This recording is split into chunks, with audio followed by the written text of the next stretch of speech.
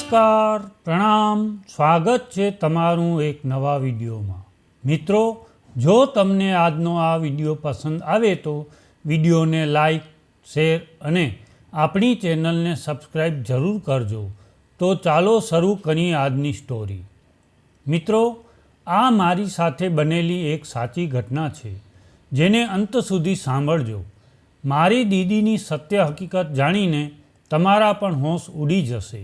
મારી દીદીના મર્યા પછી મારા મા બાપે મારા લગ્ન મારા જીજાજી સાથે કરાવી દીધા।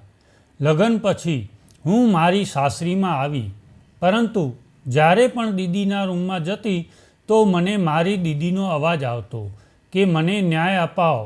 દીદીનો અવાજ સાંભળીને હું ડરી જતી। મારા જીજાજી, જે હવે મારા પતિ હતા, તે મારી દીદીના ફોટાને લઈને રૂમમાં બંધ થઈ જતા અને ખબર નહીં કે કલાકો સુધી અંદર શું કરતા। એકવાર રહસ્ય જાણવા હું તેમના રૂમમાં સંતાઈને બેસી ગઈ। પછી જે રહસ્ય ખુલ્યું તે જોઈને તો મારો જીવ જ નીકળી ગયો, કારણ કે મારી દીદી તો આજનો દિવસ મારા માટે ખૂબ જ ખાસ હતો, કારણ કે આજનો દિવસ મારા લગ્નનો દિવસ હતો। લગ્નના લાલ રંગના પાનેતરમાં હું ખૂબ જ સુંદર લાગી રહી હતી। બધાએ દિલ ખોલીને મારા વખાણ કર્યા। હું મારા લગ્નના પાનેતરમાં બેસીને મારા જીવનસાથીની રાહ જોઈ રહી હતી। મારા દિલમાં હજારો સપના હતા। દરેક છોકરીની જેમ મેં પણ એક રોમેન્ટિક અને સુંદર લગ્ન જીવનનું સ્વપ્ન જોયું હતું, પણ મારું આ સપનું એ વખતે ચકનાચૂર થઈ ગયું જ્યારે મારા લગ્ન મારા જીજાજી સાથે નક્કી થઈ ગયા। એવું નહોતું કે તે ઉંમરમાં મારા કરતાં ઘણા મોટા હતા। તે એક ભણેલા ગણેલા અને સુંદર યુવાન હતા, પણ મેં તેમને હંમેશા જીજાજીના રૂપમાં જ સ્વીકાર્યા હતા।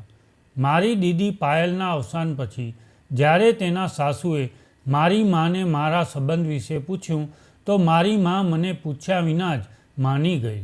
જ્યારે મને આ વાતની જાણ થઈ તો હું તેના ઉપર ખૂબ જ ગુસ્સે થઈ અને ઘણા દિવસો સુધી મારા પરિવાર સાથે વાત કરવાનું મેં બંધ કરી દીધું। એક દિવસ મારી માએ મને પોતાની પાસે બોલાવીને કહ્યું કે દીકરા, અમે બધા તને ખૂબ જ પ્રેમ કરીએ છીએ અને અમે તારા વિશે કોઈ ખોટો નિર્ણય લેવા માંગતા નથી। રાહુલ એક સારો, સુંદર અને ભણેલો ગણેલો માણસ છે। એક તે સારો છોકરો છે।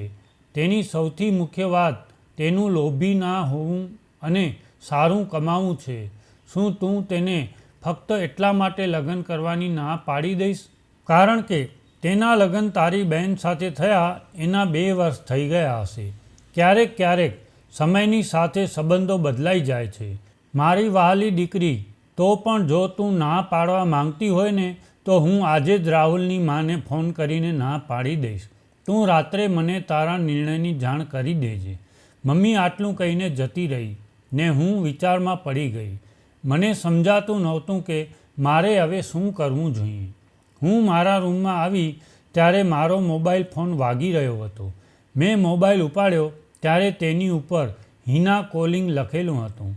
મારા મનમાં ખુશ થઈ કે મારી સમસ્યા હલ થઈ ગઈ, પરંતુ ફોન ઉપાડ્યા પછી હું હોશ ખોઈ બેઠી। જ્યારે હિનાએ પોતાના વિશે જણાવ્યું તો મારી આંખોમાં આંસુ આવી ગયા, કેમ કે તેના પતિએ તેને ઘરની બહાર કાઢી મૂકી હતી। તેના કિંમતી ઘરેણાં પણ છીનવી લીધા હતા।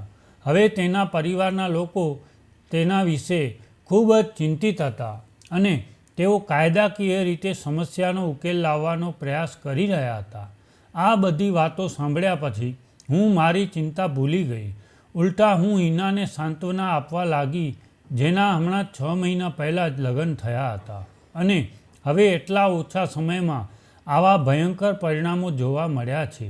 તેની આખી વાત સાંભળ્યા પછી મને અહેસાસ થયો કે દુનિયા તો ખૂબ જ મતલબી અને ભ્રામક છે અને વડીલોના ફેંસલા સામે નમવું બુદ્ધિમાની છે, કારણ કે તેઓ પોતાના અનુભવો અને પ્રકાશમાં સૌથી સારા નિર્ણય લે છે। અને લાગવા લાગ્યું કે મારી માનો નિર્ણય 100% સાચો હતો અને ત્યારે જ હું મારી માની પાસે ગઈ। તેને કહ્યું કે માં, હું રાહુલ સાથે લગ્ન કરવા માટે તૈયાર છું. માં આજે આ સમયે રસોડામાં ભોજન બનાવી રહી હતી. મારા મોંમાંથી આ શબ્દ સાંભળીને તે આશ્ચર્યચકિત થઈ ગઈ અને ખુશ પણ થઈ ગઈ. સાથે જ તેણે મને ગળે લગાવી અને મારા કપાળ ઉપર ચુંબન કર્યું અને મને ખૂબ જ આશીર્વાદ આપ્યા. માને ખુશ જોઈને હું પણ ખુશ થઈ ગઈ. મેં લગ્ન પછી પાયલ દીદીને હંમેશા ખુશ અને સારા કપડામાં જોયા હતા, જેના કારણે મારા દિલમાં કોઈ ડર નહોતો. લગ્ન પછી પહેલીવાર દુલ્હન બનીને તેના રૂમમાં દાખલ થઈ અને જેવી જ દિવાલ ઉપર મારી બહેનનો ફોટો જોયો તો હું તેની પાસે જઈને બોલી કે મારી વહાલી બહેન, તું ખૂબ જ યાદ આવે છે. તું આ દુનિયામાંથી બહુ જ જલ્દી દૂર થઈ ગઈ છે.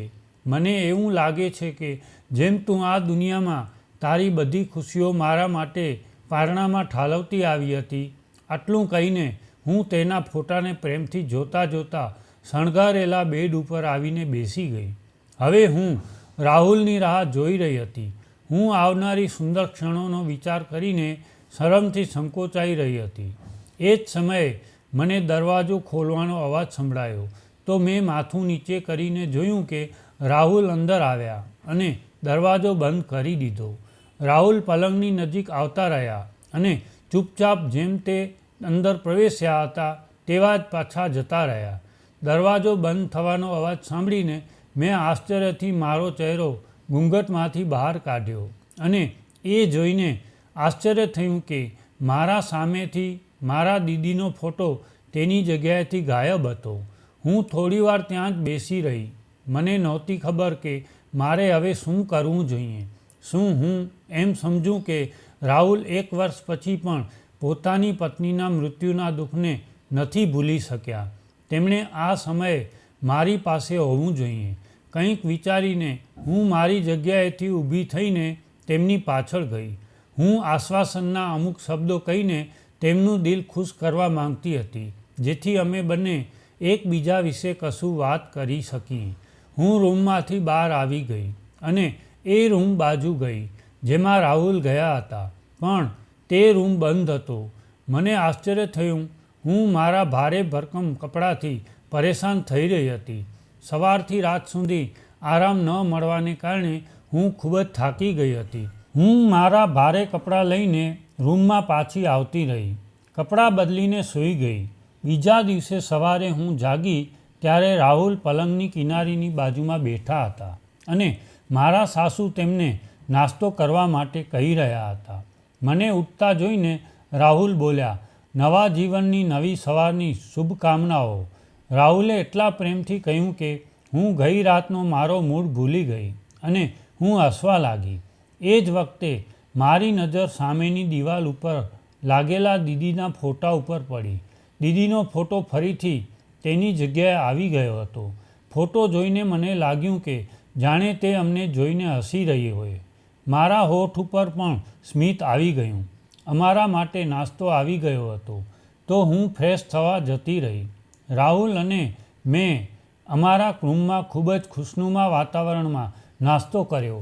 નાસ્તો કર્યા પછી રાહુલના અમુક મિત્રો મળવા આવ્યા તો તે તેમની સાથે જતા રહ્યા, જેથી હું તૈયાર થવા લાગી.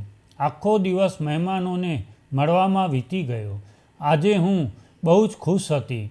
રાહુલનું વર્તન જોઈને આશા હતી કે ટૂંક સમયમાં જ અમે બંને એકબીજાની નજીક આવી જ જશું અને એકબીજાને સમજી શકીશું. પરંતુ જ્યારે રાત પડી અને હું તેમની રાહ જોવા લાગી તો હું ખૂબ જ નિરાશ થઈ ગઈ, કારણ કે ગઈ રાતની જેમ રાહુલ રૂમમાં આવ્યા અને દીદીનો ફોટો લઈને બીજા રૂમમાં જતા રહ્યા. હું બેસીને તેમને કુતૂહલથી જોવા લાગી. મને તેમના ઉપર દયા પણ આવવા લાગી. સાથે મને દીદીની કિસ્મતથી ઈર્ષા પણ થઈ રહી હતી. તેને આટલો પ્રેમ કરવાવાળો પતિ મળ્યો હતો કે તે તેને ભૂલી જ નહોતો શકતો. જ્યારે હું રૂમમાંથી બહાર નીકળી અને રાહુલની સાથે બીજા રૂમમાં જવા ગઈ ત્યારે તેમણે પહેલેથી જ રૂમને બંધ કરી દીધો હતો. હું ત્યાં જ ઊભી રહી ગઈ હતી અને મને અંદરથી રાહુલનો કંઈક બોલવાનો અવાજ સંભળાઈ રહ્યો હતો. તે કોઈની સાથે વાત કરી રહ્યા હતા. હું દરવાજા ઉપર કાન લગાવીને સાંભળતી રહી, પરંતુ એક પણ શબ્દ સમજમાં ન આવ્યો. ત્યારે મારા સાસુ મને આવતા દેખાયા. તેમણે પૂછ્યું કે શું થયું, તું અહીંયા કેમ ઊભી છે? હવે હું તમને શું કહું કે 2 દિવસની દુલ્હન તેના પતિની પાછળ ભાગી રહી છે અને તે મારાથી દૂર દૂર ભાગી રહ્યા છે. મારો ચહેરો જોઈને મારા સાસુ પોતે જ સમજી ગયા અને બોલ્યા કે કંઈ વાંધો નહીં, થોડા દિવસોની તો વાત છે, પછી બધું સારું થઈ જશે. હું નિરાશ થઈને મારા રૂમમાં પાછી આવી ગઈ અને દીદી અને રાહુલના જીવન વિશે વિચારતા વિચારતા પથારી પર સૂઈ ગઈ. અમે 2 બહેનો હતી. પાયલ દીદી મારાથી 2 વર્ષ મોટી હતી. અમારા માતા પિતાએ અમને ઘણા પ્રેમ અને સ્નેહથી ઉછેર્યા હતા. દીદીનો અભ્યાસ પૂરો થયા પછી તેના માટે ઘણા માંગા આવવા લાગ્યા, પરંતુ અમારા માતા પિતા આ બાબતે કોઈ પણ પ્રકારની જબરદસ્તીમાં માનતા ન હતા. તેથી તેઓએ નિર્ણય દીદીને સોંપી દીધો. મારી માને તેની બહેનપણીના પુત્ર રાહુલનું માંગવું આવ્યું. મા ખૂબ જ ખુશ થઈ અને તેની ખુશી જોઈને દીદી પણ રાજી થઈ ગઈ. રાહુલ પોતે પણ પાયલ દીદીને ફંક્શનમાં જોઈને તેને પસંદ કરતો હતો. મેં તેમના લગ્નનો ખૂબ જ આનંદ માણ્યો. એકમાત્ર સંતાન હોવાથી મારું વિશેષ મહત્ત્વ હતું. લગ્ન પછી ઘણીવાર હું મારી દીદીને અજીબ રીતે મૂંઝવણમાં મુકાયેલી જોતી હતી. ખાસ કરીને જ્યારે હું તેના ઘરે રહેવા આવતી ત્યારે તે રાત્રે ઘણા કલાકો સુધી બહાર આંટા મારતી રહેતી હતી. જ્યારે પણ મેં તેની પાસેથી કારણ જાણવા માંગ્યું તો તે હસીને મારી વાતને ટાળી દેતી અને કહેતી બસ એમ જ રૂમમાં ગભરામણ થઈ રહી હતી, એટલા માટે હું બહાર આવી ગઈ હતી. આ વાત એકવાર મેં મારી માને કહી તો તે પણ હસીને બોલી, પાગલ, નવા ઘરમાં એડજસ્ટ થવામાં થોડો સમય લાગે છે. જ્યારે પણ દીદી અમને લોકોને મળવા આવતી તે ખૂબ જ તૈયાર અને ખુશ રહેતી, એટલા માટે મેં પણ આ ભ્રમને મારા દિલમાંથી કાઢીને મૂક્યો હતો. પરંતુ એકવાર રાત્રે જ્યારે રાહુલ દીદીને અમારા ઘરે રાત વિતાવવા મૂકવા આવ્યો તો મને તેમની રીતે શંકાસ્પદ લાગી, જાણે કે તે નશામાં હોય અથવા ઊંઘના પ્રભાવમાં હોય અથવા કદાચ તે દિવસે તે ઉતાવળમાં હતા.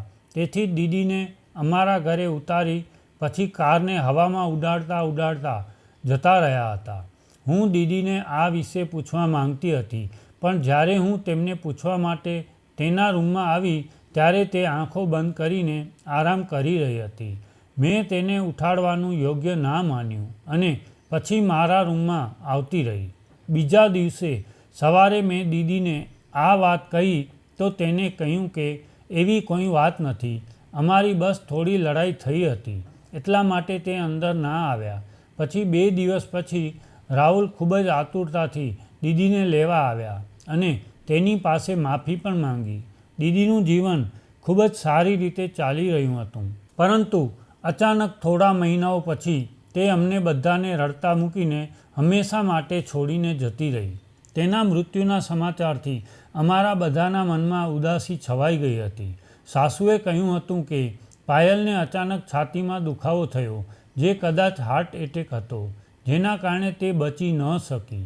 આ આઘાતમાંથી બહાર આવવું અમારા માટે ખૂબ જ મુશ્કેલ હતું, પરંતુ ક્રૂર સમય દરેક દુઃખને મટાડે છે. થોડો સમય વીતી ગયા પછી અમે પણ જીવનની અમારી બાબતોમાં પાછા ફર્યા. મારા માતા પિતાએ રાહુલ સાથે મારા લગ્ન એટલા માટે કરાવ્યા કે જેથી હું મારી દીદીની જેમ જ તેમની સાથે ખુશ રહી શકું, પરંતુ તેમનું વર્તન મારી સમજની બહાર હતું. દિવસ દરમિયાન તો તે સરસ રહેતા હતા, પરંતુ રાત્રે બીજા રૂમમાં દીદીનો ફોટો લઈ જતા અને તેની સાથે વાતો કરતા. હું તેમનું દુઃખ વહેંચવા માંગતી હતી, પરંતુ મને આ તક હજુ સુધી નહોતી મળી. હું જે વિચારોમાં સૂઈ જતી હતી, મેં ખૂબ જ સ્વપ્ન જોયું હોય. મેં જોયું કે અંધારિયા રૂમમાં દીદીના રડવાનો અવાજ ગુંજી રહ્યો છે. હું અંધારિયા રૂમમાં મારા બંને હાથ વડે દીદીને સ્પર્શ કરવાની કોશિશમાં આમ તેમ ફરી રહી હતી, પણ હું દીદીને સ્પર્શ નહોતી કરી શકતી. તું મારી સામે કેમ નથી આવતી? મેં તાકીને કહ્યું તો દીદી રડી પડી હતી. તું મને ત્યારે સ્પર્શ કરી શકીશ જ્યારે મને ન્યાય અપાવી દઈશ. મારી બહેન, તું મને ન્યાય અપાવી શકે છે. હું દીદીની વાત સમજી શકું તે કંઈક પહેલાં મારી આંખો ખુલી ગઈ. રૂમમાં ચારે બાજુ અંધારું હતું. કદાચ લાઇટ જતી રહી હતી અથવા કોઈ ખામીના કારણે બંધ થઈ ગઈ હતી. મારું આખું શરીર પરસેવાથી લથપથ થઈ ગયું હતું અને મારો શ્વાસ જોર જોરથી ચાલી રહ્યો હતો. પણ મને કોઈ વાતની પરવા નહોતી. મારા દિમાગમાં ફક્ત દીદીના શબ્દો ગૂંજતા હતા. એક વાત તો હું તમને કહેવાનું ભૂલી ગઈ કે મારી બહેન ખૂબ જ ધાર્મિક હતી. તે દરેક વખતે ભગવાનની ભક્તિમાં મગન રહેતી હતી. ક્યારેક ક્યારેક તો મેં રાત્રે પણ ભગવાનની સામે હાથ જોડીને તેને ઊભેલી જોઈ હતી. બીજા દિવસે સવારે રાહુલના બહાર ગયા પછી હું બાજુના રૂમમાં આવી ગઈ. હું જોવા માંગતી હતી કે ત્યાં શું હતું. રૂમની અંદર આવી મેં જોયું કે આ રૂમમાં એક સોફા સેટ અને કબાટ સિવાય કોઈ ફર્નિચર નહોતું. મેં કબાટ ખોલીને જોયું તો દવાના અમુક ખાલી રેપર હતા. મેં તેમને ઉપાડ્યા અને ફેરવ્યા. આ કદાચ દીદીની દવાઓ હતી, કારણ કે મેં તેને ઘણીવાર તેની બેગમાં જોયેલી. પહેલાં તો મેં ધ્યાન ન આપ્યું, પણ આ દવાનું નામ વાંચીને હું સ્તબ્ધ થઈ ગઈ. પણ પછી મને લાગ્યું કે કદાચ મને કોઈ ગેરસમજ થઈ છે, એટલા માટે તે રેપર ત્યાં જ મૂકી દીધા. હજુ કબાટ બંધ કરી જ રહી હતી કે એક નાનકડી શોપિંગ બેગ મારા પગમાં આવીને પડી. મેં જોયું કે તે નશાવાળી દવાઓથી ભરેલું હતું. મને ખૂબ જ આશ્ચર્ય થયું. મેં તે બેગ ત્યાંથી ઉપાડી અને છુપાવીને મારા રૂમમાં લઈ આવી. સાંજ પડી તો રાહુલ બેચેનીમાં આંટા મારવા લાગ્યા, જાણે તેમની કોઈ કિંમતી ચીજ વસ્તુ ખોવાઈ ગઈ હોય. મને તેમની બેચેની મહેસૂસ થઈ, પરંતુ મેં તેને નજરઅંદાજ કરી દીધી, કારણ કે જો તે નશાવાળી દવાઓનો ઉપયોગ કરી રહ્યા હતા તો એક સારી પત્ની તરીકે મારે તેમને રોકવા જોઈતા હતા. આ જ દવાઓ મેં દીદીની બેગમાં પણ જોઈ હતી. કદાચ રાહુલની આદત છોડાવવા માટે તે દવાઓ પોતાની બેગમાં રાખી જ લેતી હતી. કંઈક વિચારીને રૂમમાંથી બહાર આવી અને મને ખબર હતી કે રાહુલની ફેવરિટ ડિશ કઢાઈ પનીર છે, એટલે હું તેને બનાવવા માટે રસોડામાં ગઈ. કારણ કે મેં સાંભળ્યું હતું કે માણસના દિલનો રસ્તો તેના પેટમાંથી જાય છે. એટલા માટે મેં આ વાતને ફોલો કરીને રાહુલ માટે કઢાઈ પનીર બનાવ્યું. દીદી પણ રાહુલને ખુશ કરવા માટે તેમની પ્રિય ડિશ બનાવતી હતી. આ દીદીએ જ મને જણાવ્યું હતું. રસોઈ કર્યા પછી મેં નોકરાણી સાથે ટેબલ સેટ કર્યું અને અમે લોકોએ જમવાનું શરૂ કર્યું. રાહુલને ખાવાનું ખૂબ જ પસંદ આવ્યું હતું. તેમણે ખૂબ જ ખાધું અને મારી તારીફ પણ કરી. તેમણે મારી તરફ પ્રેમથી જોતાં જોતાં બોલ્યા કે શું તું આટલું સ્વાદિષ્ટ ભોજન બનાવવા માટે મારી પાસેથી કોઈ ભેટ લેવા માંગે છે? રાહુલના આ પ્રશ્ન પર મેં આશ્ચર્યથી તેમની સામે જોયું. પ્રશ્ન કરતાં તેમની પૂછવાની રીત અનોખી હતી. મને સમજ નહોતી પડી કે હું મારા સાસુ સામે આનો જવાબ કેવી રીતે આપું. તેથી હું ચૂપ રહી. ફરી એકવાર રાહુલે અજીબ રીતે તેમનો પ્રશ્ન પુનરાવર્તિત કર્યો. સાસુએ મને ઉતાવળમાં કોઈ કામ માટે રસોડામાં મોકલી દીધી. મેં રસોડાની બારીમાંથી જોયું કે તે તેમના પુત્રને ધીમા અવાજમાં કંઈક કહી રહ્યા હતા. મને રાહુલનું વર્તન ખૂબ જ અજીબ લાગ્યું. એક દિવસ મારા સાસુ સાથે વાત કરવાની હિંમત મેં એકઠી કરી અને તેમને કહ્યું કે તમારો દીકરો નશો કરે છે, તો તમે તેમને જેવા વ્યક્તિ માટે મારું જીવન કેમ બરબાદ કર્યું? તો તેઓ કહેવા લાગ્યા કે એવી કોઈ વાત નથી. તારી બહેન અને તેની પત્નીના મૃત્યુના આઘાતથી તેને હચમચાવી રાખી દીધો છે અને તેણે પોતાનું દુઃખ ભૂલી જવા માટે આ બધું કર્યું છે. હું તેને સમજાવીશ. સાસુની વાત સાંભળ્યા પછી વધારે કંઈ ના બોલી અને હું રૂમમાં આવીને આડી પડી ગઈ. મેં રાતે સૂવા માટે ફરી આંખો બંધ કરી તો ફરીથી દીદીનો રડતો ચહેરો દેખાયો. તો મારી પાસેથી તે ન્યાય માંગતી હતી. પણ કેવો ન્યાય? મારા સપનામાં દીદીને આવી રીતે પીડાતા જોઈને હું ખૂબ જ બેચેન થઈ ગઈ હતી. મારા દિલમાં અજીબ અને વિચિત્ર વિચારો આવવા લાગ્યા કે મારી દીદીનું મૃત્યુ આકસ્મિક હતું કે બીજું જ કંઈક. સાસુએ કહ્યું હતું કે દીદીને હૃદયનો હુમલો આવ્યો તો હોસ્પિટલ લઈ ગયા. એ વખતે તો કંઈ પણ પૂછવાનો કોઈ અર્થ નહોતો ને એમાં કોઈ શંકા પણ નહોતી. પણ હવે દીદીને આ રીતે સપનામાં જોવું એક અસામાન્ય વાત હતી. મેં હોસ્પિટલની રિપોર્ટને શોધવા માટે મારા રૂમની તપાસ કરી, જેમાં દીદીના મૃત્યુનું કારણ જણાવેલું હોય, પરંતુ રૂમમાંથી એવો કોઈ કાગળ મળ્યો નહીં. સવારે રાહુલ નોકરી ઉપર જતાં જ મેં બીજા રૂમની સફાઈના બહાને તે રૂમની શોધખોળ શરૂ કરી, પરંતુ ત્યાં પણ મને કંઈ મળ્યું નહીં. હવે માત્ર સાસુનો રૂમ જ બાકી હતો અને મને આશા હતી કે કદાચ ત્યાં કંઈક મળી જશે. અને એવું જ થયું. સાસુના રૂમમાંથી હોસ્પિટલનો એક રિપોર્ટ મળ્યો, જેમાં દીદીના મૃત્યુનું કારણ હાર્ટ એટેક લખવામાં આવ્યું હતું. તેને મારી પોતાની આંખોથી વાંચ્યા પછી મને સંતોષ થયો અને થોડી શરમ પણ અનુભવાય કે હું મારા જ ઘરના લોકો ઉપર શંકા કરી રહી હતી. રાહુલના આવા જ અજીબ વ્યવહારમાં દિવસો વીતવા લાગ્યા. એક રાત્રે મેં જોયું કે જ્યારે તે બીજા રૂમમાં ગયા તો તેમના હાથમાં એક નહીં પણ 2 ફ્રેમ હતી. એક ફ્રેમ તો હું ઓળખી ગઈ હતી. એક દીદીના ફોટાવાળી ફ્રેમ હતી અને બીજી કદાચ નવી બનેલી હતી. પણ સસ્પેન્સ એ હતું કે બીજી ફ્રેમમાં ફોટો કોનો હતો. આગલી રાત્રે જ્યારે હું સૂવા માટે આડી પડી તો મેં જાણી જોઈને મારી આંખો બંધ કરી અને પછી ઊંઘવાનું નાટક શરૂ કર્યું. આજે રાત્રે હું ચોક્કસપણે તે રહસ્ય જાણવા માંગતી હતી જે મને અંદરથી બેચેન કરી રહ્યું હતું. મેં જોયું કે હંમેશાની જેમ રાહુલ રૂમમાં આવી હાથમાં દીદીનો ફોટો લઈને થોડીવાર ઊભા રહીને મારી સામે જોતા રહ્યા, જ્યાં સુધી તેમને ખાતરી ન થઈ કે હું સૂઈ રહી છું. પછી તેઓ બહાર નીકળી ગયા. હું આંખો ખોલીને તેમની પીઠ તરફ જોતી રહી અને જેમ જ તે બીજા રૂમમાં ગયા, હું પણ ઊભી થઈને બેસી ગઈ.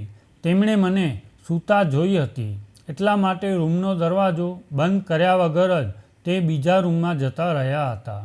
થોડીવાર પછી હું શાંત પગલાંથી ધીમે ધીમે ચાલીને બાજુના રૂમની સામે આવી ગઈ. મેં ધીમેથી દરવાજાને ધક્કો માર્યો ને દરવાજો ખુલી ગયો. મેં રૂમમાં ડોકિયું કર્યું તો રાહુલ દીદીના ફોટા ઉપર ઝૂકીને કંઈક વાતો કરી રહ્યા હતા. રાહુલની વાત હું સાંભળી શકતી હતી. તે ફોટા સાથે વાત કરી રહ્યા હતા કે માય ડિયર પ્રિન્સેસ, તું બીજી દુનિયામાં કેટલી એકલતા અનુભવતી હશે. હું તને ઉદાસ જોઈ શકતો નથી અને ટૂંક સમયમાં તારી એકલતા દૂર કરી દઈશ. બસ થોડી રાહ જો. આટલું કહીને રાહુલે તેના ખોળામાંથી એક બીજો ફોટો ઉપાડ્યો અને દીદીના ફોટા સાથે લગાવી દીધો. બંને ફોટાને આપસમાં મેળવીને તે કંઈક બીજું જ કહી રહ્યા હતા. મેં તે ફોટો નહોતો જોયો, પણ તેમના હૃદયસ્પર્શી શબ્દો સાંભળીને મારા પગ નીચેથી જમીન સરકી ગઈ હતી. હું પાછી મારા રૂમમાં આવતી રહી અને મારી પથારીમાં બેસી ગઈ અને એક ઊંડો શ્વાસ લીધો. મને લાગ્યું કે જેમ હું કિલોમીટર ચાલીને આવું છું. પલંગ ઉપર આડી પડી ગઈ અને સૂવાનો પ્રયત્ન કરવા લાગી. રાહુલ આત્મહત્યા વિશે વિચારી રહ્યા હતા. દીદી પાસે જવાનું વિચારી રહ્યા હતા. બની શકે છે કે દીદીની સાથે બીજો ફોટો તેમનો જ હશે. મારે રાહુલને આ હદે પહોંચતા રોકવાના હતા. લાંબા સમય સુધી વિચાર્યા પછી મારી આંખો બંધ થઈ ગઈ કે ત્યારે જ ફરીથી દીદીના વિલાપનો અવાજ સંભળાયો. તે સતત ન્યાયની માંગણી કરી રહી હતી. મેં એને સ્વપ્નમાં જ તેને વચન આપ્યું કે હું તેને ન્યાય અપાવીશ. મારી વાત સાંભળીને તે ખૂબ જ ખુશ થઈ ગઈ હતી. બહુ જ વધારે મુસીબતમાં પડી ગઈ હતી કે દીદીના મામલો તો મેં મારા જાણવા પ્રમાણે સોલ્વ કરી દીધો હતો. તેનું મૃત્યુ હાર્ટ એટેકથી જ થયું હતું. તો પછી દીદી ફરી સપનામાં કેમ આવતી હતી? પરંતુ મેં દીદીને વચન આપ્યું હતું, તેથી મારે એમ પણ મારું વચન નિભાવવાનું જ હતું અને મને નહોતી ખબર કે મારે તે કેવી રીતે કરવાનું છે. રાત્રે કોઈ સમયે હું ઊભી થઈ ગઈ અને ઊભી થઈને હું બીજા રૂમમાં આવી ગઈ. રાહુલ હજુ પણ બીજા રૂમમાં જ સૂતા હતા. મારી પાસે મારા રૂમમાં નહોતા સૂતા. મેં દરવાજાને ધીમેથી ધક્કો માર્યો તો દરવાજો અંદરથી બંધ હતો. નિરાશ થઈને મારા રૂમમાં આવી ગઈ. વિચારતા વિચારતા ક્યારે મારી આંખો બંધ થઈ ગઈ ખબર જ ના પડી. સવારે જ્યારે ઉઠી તો ફ્રેશ થવા માટે કબાટ ખોલ્યું અને કપડાં બહાર કાઢ્યા અને તે જોઈને ચોંકી ગઈ કે મારા કબાટમાંથી તે દવાઓની થેલી ગાયબ હતી. મને ખાતરી થઈ ગઈ કે થેલી રાહુલે જ કાઢી હતી. મારે રાહુલને ખોટા રસ્તે જતા અટકાવવા જ પડશે. રાહુલને મરતા બચાવવા પડશે. રાહુલને દીદીની યાદોમાંથી બહાર કાઢવા પડશે. આ બધું વિચારીને હું ફ્રેશ થઈને તૈયાર થઈને બહાર આવી ગઈ. મારી સાસુએ નાસ્તો બનાવીને તૈયાર રાખ્યો હતો. હું નાસ્તો કરી જ રહી હતી. મારા સાસુ બોલ્યા કે બેટા પાયલ, મારા ફોનનું બેલેન્સ પૂરું થઈ ગયું છે. તારા ફોનથી ડૉક્ટરનો નંબર લગાવી દે ને. સવારથી જ માથાનો દુખાવો થાય છે. તેમને પૂછીને કંઈક દવાઓ લઈ આવ. મારી સાસુએ જણાવેલા નંબરે મેં મારા ફોનમાં દાખલ કર્યો. ફોન મારા સાસુ તરફ લંબાવ્યો. ભૂલથી મારી આંગળી રેકોર્ડિંગના બટન ઉપર દબાઈ ગઈ અને રેકોર્ડિંગ ચાલુ થઈ ગયું. તે અજાણતા થયું હતું. જાણી જોઈને એવું નહોતું થયું. મારા સાસુ વાત કરતાં કરતાં તેમના રૂમમાં જતા રહ્યા. હું પણ મારા રૂમમાં આવી ગઈ. એ વિચારતા કે સાસુમાં વાત કરી લેશે તો પોતે જ મને ફોન આપી દેશે. ઘણા સમય પછી સાસુમાં ફોન લઈને આવ્યા હતા અને મને ફોન આપીને પાછા જતા રહ્યા હતા. ફોનને ચાર્જિંગ ઉપર મૂકીને હું રાહુલ વિશે વિચારવા લાગી. તે દીદીને કેટલો પ્રેમ કરતા હતા. દીદીની યાદોને હજુ સુધી પણ ભૂલી શક્યા નહોતા. ત્યાં સુધી કે તે દીદી પાસે જવાનું વિચારી રહ્યા હતા. એટલે કે તે પોતાને પણ મારવા માંગતા હતા. આ વિચારીને હું ધ્રુજી ઉઠી. મારો આખો દિવસ એ જ વિચારીને નીકળી ગયો કે કેવી રીતે રાહુલના દિલમાંથી દીદીની યાદોને બહાર કાઢું, કેવી રીતે રાહુલના દિલમાં મારો પ્રેમ જગાડું. પરંતુ કોઈ પણ સમજમાં મને નહોતું આવતું. આ બધું વિચારતા જ સાંજ પડી ગઈ. સાંજે જ્યારે રાહુલ ઓફિસેથી ઘરે આવ્યા ત્યારે તેમના હાથમાં એક પિઝાનું બોક્સ પણ હતું. રાહુલ રૂમમાં આવ્યા અને બોલ્યા કે પાયલ, હું આ પિઝા તારી માટે લાવ્યો છું. શું તને પિઝા ભાવે છે? પિઝા મને ખૂબ જ ભાવતા હતા. મેં ખુશીથી કહ્યું કે હા રાહુલ, મને પિઝા બહુ ભાવે છે. રાહુલના ચહેરા ઉપર એક અજીબ સ્મિત આવી ગયું જેને હું સમજી ના શકી. એ સ્મિત સાથે તે બોલ્યા, સારું તો આ ખાઈ લે પિઝા. રાહુલે મારી બાજુ પિઝા લાંબા કર્યા જ હતા કે ત્યારે મારા સાસુએ રાહુલને બહારથી અવાજ કર્યો. રાહુલ મને પિઝાનું બોક્સ આપ્યું. કહ્યું કે લે જલ્દી ખાઈ લે, નહીંતર આ ઠંડા થઈ જશે. એમ કહીને રાહુલ બહાર જતા રહ્યા. મેં વિચાર્યું કે મારી મનપસંદ સિરિયલ સાંભળતા પિઝા ખાઉં. આ હેતુથી મેં ફોન ઉપાડ્યો. એપિસોડ છૂટી ગયા હતા. હું તેનું રેકોર્ડિંગ કરી લેતી હતી. છૂટી ગયેલા એપિસોડનું રેકોર્ડિંગ સાંભળવા માટે મેં ફોનમાં રેકોર્ડિંગ ખોલ્યું. સૌથી ઉપરવાળું રેકોર્ડિંગ એ જ રેકોર્ડિંગ હતું. મારા દિમાગમાં ખ્યાલ આવ્યો, પરંતુ મારા સાસુએ આટલી લાંબી વાત કેમ કરી? તેમનું માથું દુખતું હતું. ફક્ત દવાઓ તો પૂછવાની હતી. તો પછી દવા પૂછવા માટે આટલી લાંબી વાત કરવાની શું જરૂર હતી? ના ચાહતા હોવા છતાં પણ મેં તે રેકોર્ડિંગ ખોલ્યું અને એ રેકોર્ડિંગ સાંભળ્યા પછી મારા શરીરમાં જીવ જ ના રહ્યો. મારા પગ નીચેથી જમીન સરકી ગઈ. મને એવું લાગતું હતું કે હમણાં જ હું પડી જઈશ. મેં વિચારવાની અને સમજવાની શક્તિ ગુમાવી દીધી. મારા સાસુ ડૉક્ટરને કહી રહ્યા હતા કે ડૉક્ટર સાહેબ, તમારી આપેલી દવાઓથી મારા દીકરાને કોઈ ફાયદો નથી થતો. તમે તો કીધું હતું ને કે તેના બીજા લગ્ન કરાવી દો, તે હવે સ્વસ્થ થઈ જશે. પણ તે તો બિલકુલ સાજો નથી થઈ રહ્યો. તેની પહેલી પત્નીની હત્યા કર્યા પછી પણ હવે તે તેની બીજી પત્નીને મારવાની પણ યોજના બનાવવા લાગ્યો છે. મેં તમને અત્યાર સુધીમાં ખબર નહીં કેટલા પૈસા આપ્યા છે. તમે મારા બધા પૈસા પાછા આપી દો. મારા પુત્રને કોઈ પણ ફાયદો નથી થયો. મારા સાસુની આ વાત સાંભળીને ડૉક્ટર જોરથી હસ્યો હતો અને બોલ્યો કે જુઓ, તમારો દીકરો માનસિક રોગી છે. તેને ફાયદો થવામાં થોડો સમય લાગશે. જ્યાં સુધી પૈસાની વાત છે તો હું તમને એક પણ પૈસો પાછો નહીં આપું. તમારા કહેવાથી જ મેં તમારી પહેલી વહુનું નકલી રિપોર્ટ બનાવ્યો હતો કે તેનું મૃત્યુ હાર્ટ એટેકથી થયું છે. જો હું પોલીસ પાસે જઈને તમારું અને તમારા પુત્રનું આ કાળું કૃત્ય કહીશ તો તમે આખી જિંદગી જેલમાં હવા ખાતા રહેશો. કાલે આવી જજો મારી પાસે, હું દવાઓ બદલીને જોઈશ. ધીમે ધીમે તમારા પુત્રને ફાયદો થવા લાગશે અને હા, મારી ફી ચોક્કસ લઈને આવજો. આટલું કહીને તે ડૉક્ટરે ફોન કાપી નાખ્યો હતો. ત્યાં જ લાચાર હાલતમાં બેઠી ઉઠેલી. એનો મતલબ કે મારી દીદીનું મૃત્યુ હાર્ટ એટેકથી નહોતું થયું. મારી દીદીને મારવામાં આવી હતી. કોઈ કારણ વગર તેને મારી નાખવામાં આવી હતી. એટલે તો મારી દીદી મારા સપનામાં આવતી હતી અને મારી પાસે ન્યાયની ભીખ માંગતી હતી. મારી દીદીને યાદ કરીને હું ધ્રુસકે ધ્રુસકે રડવા લાગી. જ્યારે મને થોડું ભાન આવ્યું ત્યારે મેં પહેલાં ઊભા થઈને મારા રૂમનો દરવાજો બંધ કર્યો. સમજી ગઈ હતી કે રાહુલ આ પિઝા ખવડાવીને મને મારવા માંગતો હશે. જરૂર પિઝાના બોક્સમાં કંઈક ભેળવવામાં આવ્યું હશે.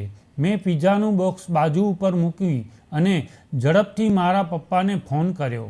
ફોન ઉપર મારા પપ્પાને મેં બધું જ જણાવી દીધું. પપ્પાને મારી વાત ઉપર વિશ્વાસ જ નહોતો આવતો, પણ પછી તેમણે વિશ્વાસ કરવો જ પડ્યો.